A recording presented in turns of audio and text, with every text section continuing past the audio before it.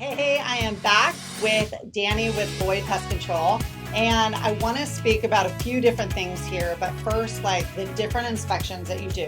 Okay. Also, like what about condos? What about commercial buildings, residential? Like what is a good option? And then fumigation. So let's Yeah. talk about that. Okay. So, So yeah, when I'm doing my inspections, if I'm going to a condo and you're just selling an individual unit and it has an attic and the HOA doesn't cover that, it gets a little tricky because you want to, if you're listing a condo, you want to find out what does the HOA cover? Mhm. Do they cover the attic?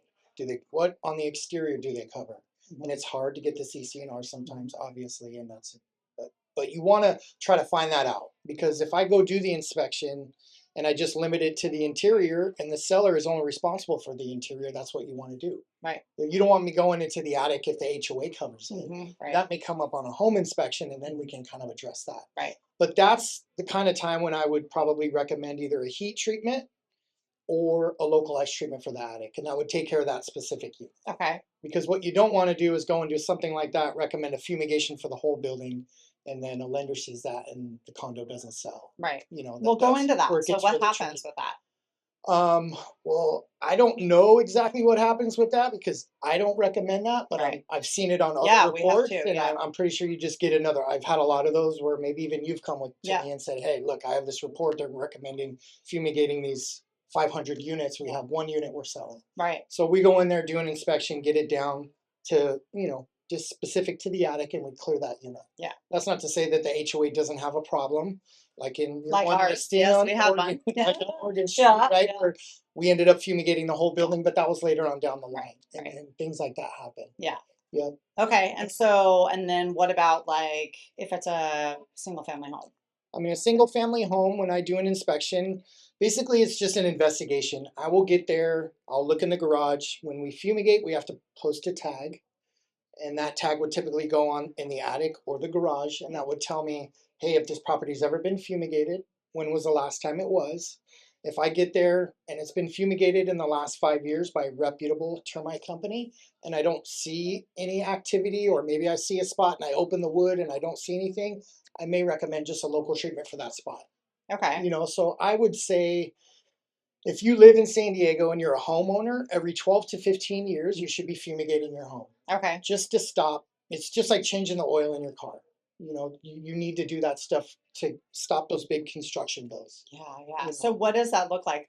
When you fumigate, is that per the square foot that you're So what tinting so and what we do is we go off of volume of the structure. So that's the weight, width times length times height. And then we also look at the way the tent is going to lay on the house. Hmm. So if you have a 2-story part and a single-story part, Mhm. the tent's not going to come down like a cube. It's going to come like this. So there's going to be all this void that you need to account for. Oh, wow. Okay. If there's a patio cover in the back, the tent's going to come at an angle from the peak and it's going to cover the patio cover. So there's a lot of space that you need to account So for. if it's like an attached deck, you would grab that deck too. Yes, absolutely. Okay, got it. Yeah. And with that being said, why do you think we still, I mean, I like wooden fences, but Mhm. like the termites love them too, They do. right? They do. Yeah. Like I just feel, and you guys don't do anything with those. Typically, we Just don't. leave them, right? We just leave them. I mean, based on the life cycle of a termite, and we can get into a little entomology here if you want, but it takes 4 or 5 years after they swarm into the house for the colony to be established enough to where it starts making pellets, Oh, digesting the wood. In the first 4 or 5 years, the queen only has like 10, 15 individuals. Then 5, 6, and 7,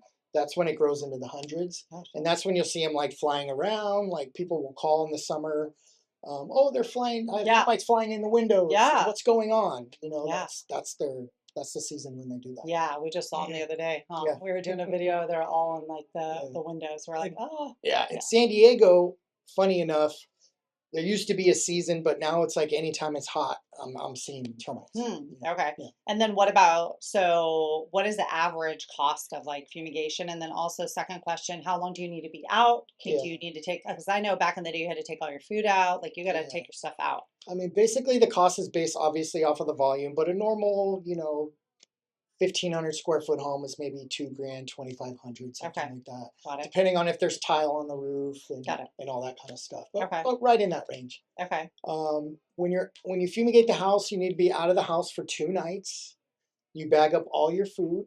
You remove plants. So all the plants need to be out, and then you need to make a walk of the perimeter. We need about a foot and a half all around the house for the tent to get the proper seal. So we need to look at that kind of stuff. If you want to get in deeper into it, if you have any mattresses that are enveloped in waterproof coverings with a zipper, those need to be unzipped and pulled down because we don't want the gas to travel inside the mattress. Oh, interesting. Yeah, because that could get caught behind there. If you have children and you have a baby mattress, that needs to be removed from the property. That can't be on the property at all. You have to bag up all your food, including stuff in the refrigerator and the freezer. So food, feed, drugs, tobacco products, medicinals, refrigerator, freezer items get bagged up, put back in the refrigerator. Okay. And that's super safe. Just bagging in. Yeah, I mean, you bag it. They're special made bags by the maker of the gas, and they go in there, and that's where everything stays. Okay, and then what if there's an emergency and you need to get in there? You don't. You don't. You're gonna get fried. No, you don't. No, you don't. So you just can't go. Yeah, you can't really get in. Okay, so 2 full nights, so 3 days. Okay, so not too bad. Huh. Okay, and then commercial, same thing. Yeah, pretty much the same thing for commercial or hotels. I do a lot of fumigations for hotels for bed bugs and whatever not other pests. Yes. Oh my God. So on bed bugs, I mean, don't they need to get rid of like the mattresses and stuff, or they just kill them? I mean, if it'll kill them where they are, but depending on how bad the infestation was, you may want to get rid of that mattress. I've seen some pretty gross mattresses. Yeah. I'll say. Oh my God. Yeah. Cameraman, anything else on fumigation you have questions on? My cameraman's not from here, so he's he doesn't know about termites, so he has lots of questions. So I told him to sit here, but he won't sit here. So awesome. What about, am I missing anything? Because I know it's just so. No, I mean, as far as the treatments go, that's pretty much it. And can you see everybody? Like, I feel like you can see if another company has come in and quoted or. Yeah, I mean, typically I can because I'll see the poke marks or I'll see a tag that we're all supposed to leave somewhere. So I'll know if there's an inspection and. Okay. Yeah. And if there's no tag, you have no idea? It's hard to say. You can kind of tell if from the poke marks or something like that. Okay. A lot of guys will use chalk. Chalk stuff. Got it. So what's the difference between using somebody like you who goes and fumigates? Because there's other companies that just do kind of some oil stuff, or what is really the difference? They don't fumigate. I mean, the difference is I mean, there's the different treatments: the spot treatment, the heat treatment, the fumigation.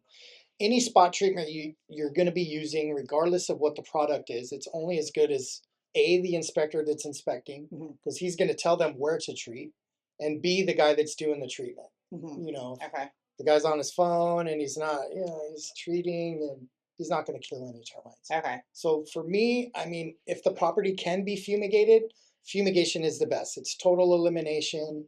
You don't have to worry about, anything inside the walls. It penetrates anything organic. It gets in everywhere. What is though, like when you go into a house, when is it on the other side to get it fumigated instead of like locally treated? Because I know you've been in my house and you had to do like one wall. Yeah. Like when is it time for just like, oh, we should fumigate? Like what is the cutoff of like? I mean, if I'm doing an inspection and I go into the attic and I see some evidence in the attic and I may see some on the patio cover, some on the eave, and then I'll ask, hey, when was the last time were you fumigated? Oh, it's been since we moved in 40 years ago. You probably need to fumigate the house again. Got it. It should be put on your radar. Can you tell I think we need to get it done? When the last time? No. Yeah. Okay, awesome. Did we kind of get everything there? What else? Yeah, I think we did. I mean, there's heat treatments, and then those are specific for the attic. So we have a tube that's hooked up to a propane tank, and that basically pumps heat into the attic, and that will kill the termites that are in the attic. Okay. Yeah. So interesting. Okay, and then you guys come back 3 days later and you gather everything up. Yeah, that's a 1-day process for the heat. Oh, that's it. Yeah, it's a 1-day process. The guy he'll put some little things into the wood and it'll tell them what the temperature is. Once it reaches that temperature, then it'll kill the termites. We hold it for about half an hour, 45 minutes. Got it. Yeah. Got it. Yeah. Okay, so when you're doing a condo, I mean, that's like it's like a big job because you have to get all those people out at one time, Yeah, for sure. When you're right? doing fumigation, yes, it Yeah, does. It can yeah, yeah, be a big deal. yeah. We've had that Yes. too. Yeah. Awesome. Well, thanks, Yeah. Danny, Thank you. and we'll talk to you guys later. All right. Oh, it's not a blooper. Hey, I'm Addie, and I'm back with Danny from Lloyd Pest Control on the buyer's side. So we've talked a little bit about the seller side, the VA sellers as well. But I want to know, like, what kind of inspections or should we be looking for? Because I feel like it's overwhelming for buyers, anyways, For especially sure. in the state of California. Hmm. Holy shit, with all the paperwork, right? Yes. And everybody's so happy, so that's always fun. So all these inspections and everything going on, like, that's why I trust you and what my buyers need for a smooth transaction all the Yeah, way for through. sure. So talk Yeah, to me a little bit absolutely. about that. I would recommend for a buyer to get, a home inspection, a termite inspection, and then kind of base the rest of the inspections off of what the home inspection says, Hmm. or what the termite inspection says. Hmm. I could go into the house and say, hey, there's a plumbing leak. You might want to get a plumber out there. Yeah. Home inspector goes out there. Hey, things are a little wonky underneath. Let's get a foundation Hmm. guy. So kind of base those. The next inspection's based off of what your termite and your home inspection Hmm. says. Well, and I actually like that because when I pull all my people out for my inspections, I feel like it's great because all of you come at the same time. Yes. And I know that's not always, that doesn't always happen, but I would like to do that for especially my buyers because then the seller doesn't feel like people are coming in all the time. So For I sure. try to get like my roofer, you out, inspector, plumber, electrician, foundation, everybody within those couple hours so you don't bother the seller or the Yeah, agent. for sure. But when you go out there, that's what I like of how you work with my other guys on the field. Mhm. So what does it look like when you are looking for those termites? Like, what do you do? I mean, you have a poker. Like, tell us what Yeah. you're So doing. basically, my inspection will consist of on the interior, I'll look underneath the sinks for if the sink's leaking and there's any damage under there. Right. I'll look for a loose toilet. That's a conducive condition, right? If the toilet's leaking down into the foundation, then subterranean termites could come in. It could cause water damage in the bathroom. I'm going into the attic, obviously. I'm looking for termites up there. I'm looking for water stains and water damage in the roof.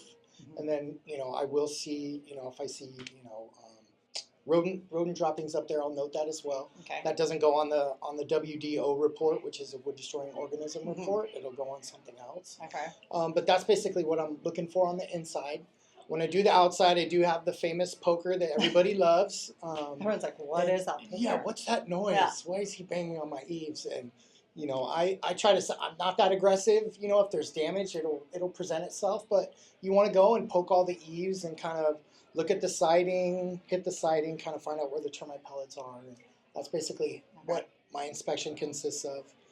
But on that flip side, it's not really just that because then you also write up like what does that look like on the wood section too, as far as like fixing it, right? Yes. So you can have somebody else go fix it, right? But then you would have to come back and like talk to us about that. Yeah, so I'll write up a report and I'll give a recommendation on what treatment I think it needs to take care of all the termites, and then I'll also have a proposal for wood repairs. If the seller's handy and they love to do that kind of stuff, or they have somebody that can do it, they can do that work themselves. It's not the best when that happens because we have to go back and we have to inspect that work, and a lot of times the handyman isn't handy, and it's not done great, and we go back out there, and then I'm the bad guy, and it's the 11th hour. Right. And if you have a listing and the seller really wants to do that, it's best to get your guy involved to be there during that time, so they know what I'm expecting. Because we clear the house, we give a clearance, and then I own it for a year after that. So if a new buyer goes in there and goes, "Hey, this is falling out," I own that. Oh, I didn't know that. I can't so go back to to a year. Yeah, Oh, it's wow. a year, and I can't go back and go, "Hey, where's your handyman's number? He just could fix this." We end up fixing it. Got it. So that's why we are the way we are. You know, where it's got to be a certain way. Yeah, and then it's done. And it's Then done, it's done and properly. It's done. Yeah, exactly. Yeah, it's done properly. Yeah, and I feel like you have the paperwork back to me at least like within the same day, which is nice. Yeah, or even if typically. when you do, you're like typically. Yes, typically. Yes, you're like, hold it. absolutely. Or even like the inspection, you have it done pretty quick. For us Yeah, and if you agents. call and say, "I need this today," like you're going to get it today. Right.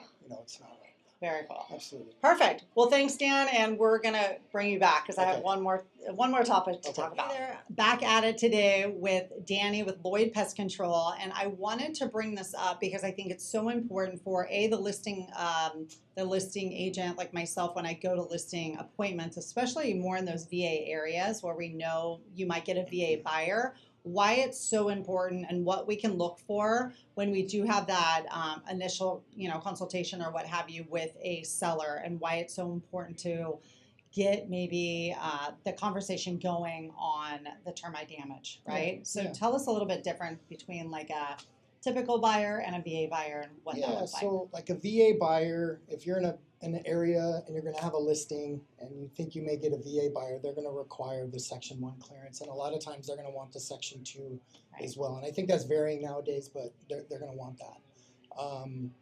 The key thing is the VA buyer, and if it's a pre-78 area, the home is built before 78, there's going to be lead in the paint. So the appraiser is going to be looking for chip paint and chip stucco on the house.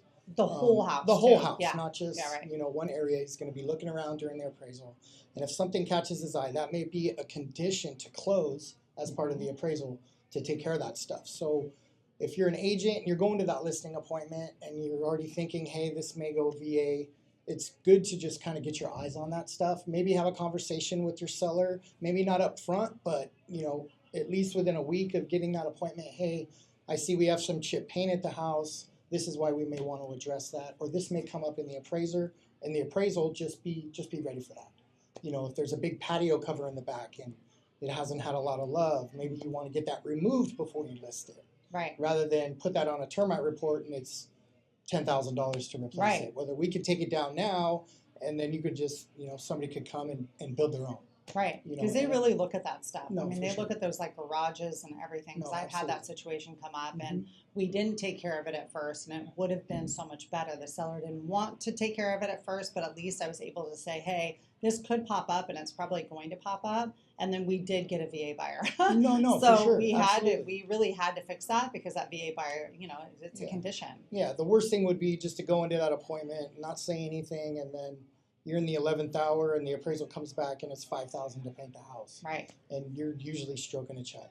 Right. Yeah. And then us agents kind of sometimes have to eat that because you got a seller who's already, paying out a lot. So do you see anything else? Like what else are kind of red flags with that appraiser with like termite?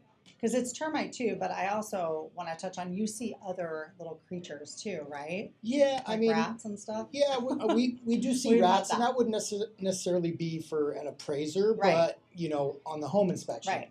You have a home inspector goes up there, they're seeing rodents in the attic and stuff like that, and most people aren't going to like that. Right. So I go, if I do an inspection, I'll look for that stuff. I can't put it on the report, but I will say, hey, there's some activity up there. You may want to find out what's going on and at least get a bid to get it rectified so you know what that number is. And that could be doing a trap out, removing all the rodents, getting them out of there, maybe disinfecting the attic, taking the insulation out, putting it back. That's all the stuff that you're going to want to know up front. And those things are really important because what buyer, and I think it needs to be on the seller. Especially right now, the seller should, I always say the seller should kind of pay for that kind of stuff to have the house ready for the next buyer. Yeah, for sure. I know everything's negotiable. Everybody would love that, for sure. Yeah, I think that stuff kind of needs to be taken care of. So having a good conversation with your seller is like the most important. Yeah, do you see anything else that pops up that?